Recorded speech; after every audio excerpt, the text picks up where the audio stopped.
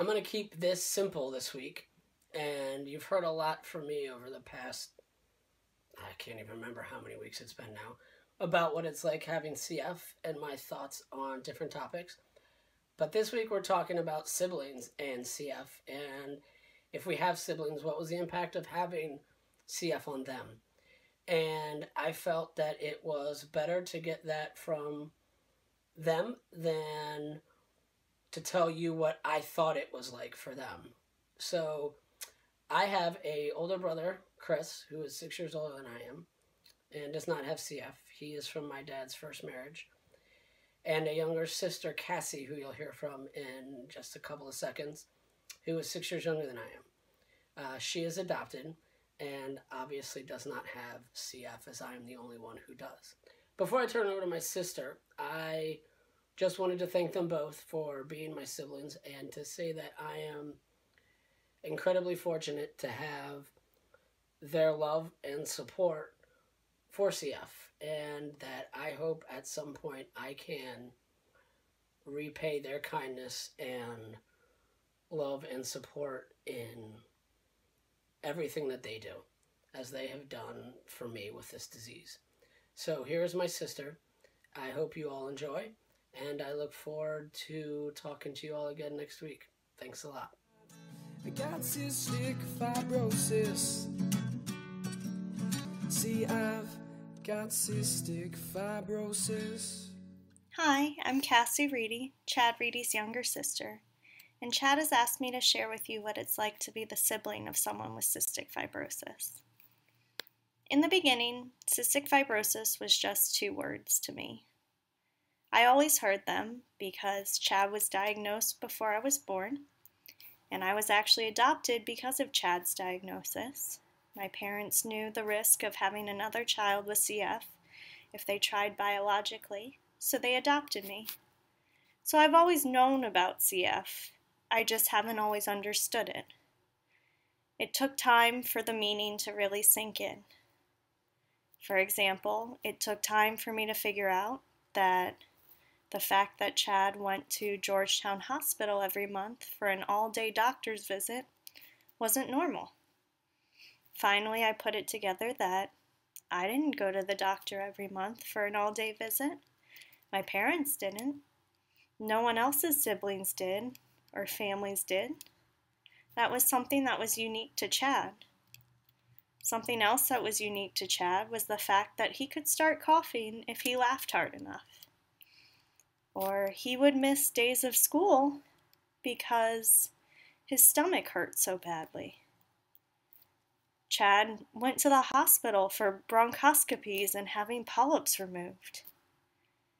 And no one else I knew went through that growing up. And it was as I watched Chad undergo these things that the meaning of cystic fibrosis sank in. And just when I think I have it understood or have a grasp on it, it changes its meaning, or it hits closer to home when I hear things like transplant being an option.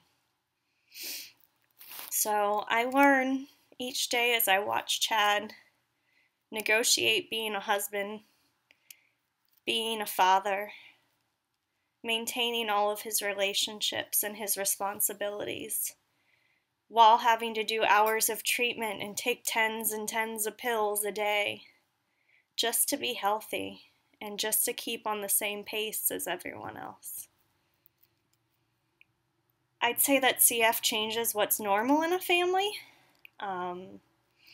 I am the youngest in my family, but I wouldn't say that I'm your stereotypical youngest, in that the youngest usually get a lot of the attention, and I'd say in my household, cystic fibrosis got most of the attention.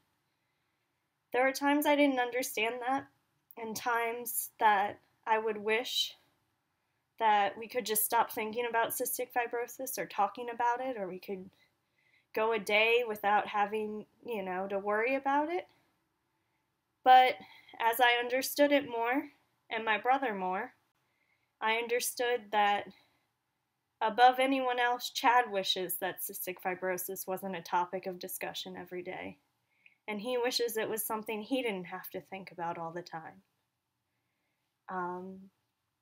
I'd say the biggest thing I would tell younger me is to be honest with my family about the mental toll that cystic fibrosis takes on a sibling of someone with cystic fibrosis.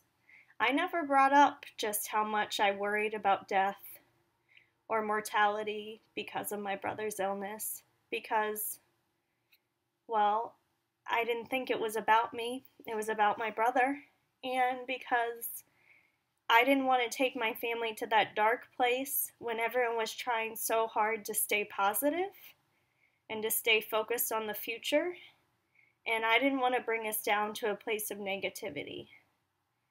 And expressing those feelings is still something my family's working on, and I wish we had figured out a way earlier on to tell each other about those things, because we really are all on the same team, and it would help us feel less alone if we were able to share those things with one another. We did do something that I'm immensely proud of. My parents created casino night, and we just celebrated the 20th year, and I think that is an amazing way to deal with the anxiety and negative energy that is created around cystic fibrosis in our family, and that it gives us something really positive and productive to focus on.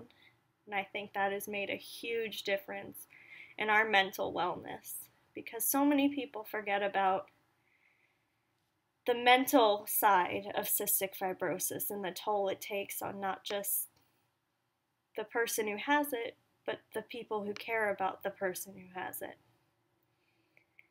I think cystic fibrosis makes the family of someone with cystic fibrosis and the person with cystic fibrosis think about things that other people don't think about, or focus on things that other people take for granted.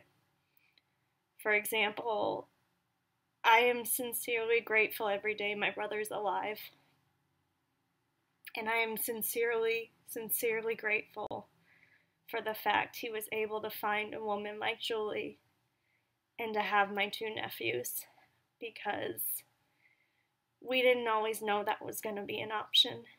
So just the fact that my nephews exist, let alone the light and joy they bring to our family, is nothing short of a miracle to us.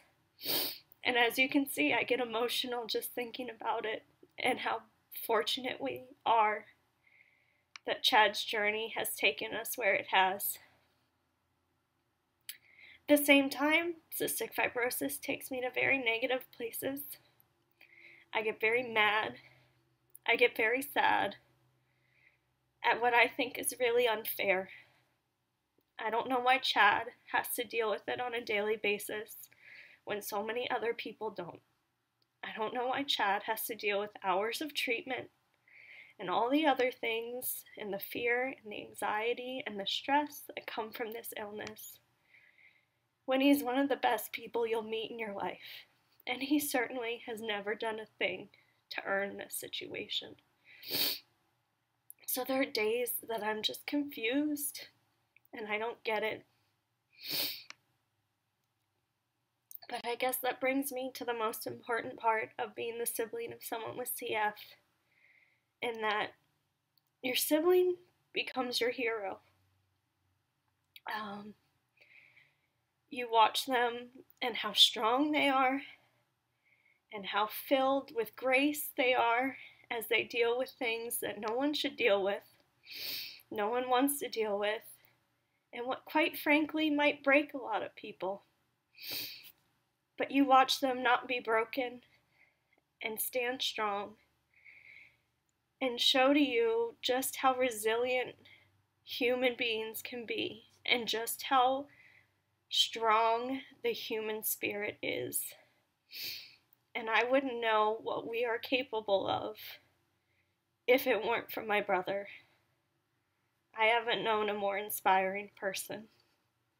In fact, one of our middle school teachers, who was a Maasai warrior, wrote that Chad was the closest thing in America he had seen to a Maasai warrior, and that Chad faces a lion every single day, and he does it with such strength and with such grace and such an amazing attitude. So, being the younger sibling of someone with cystic fibrosis, my big brother's my hero. I got cystic fibrosis. See, I've got cystic fibrosis.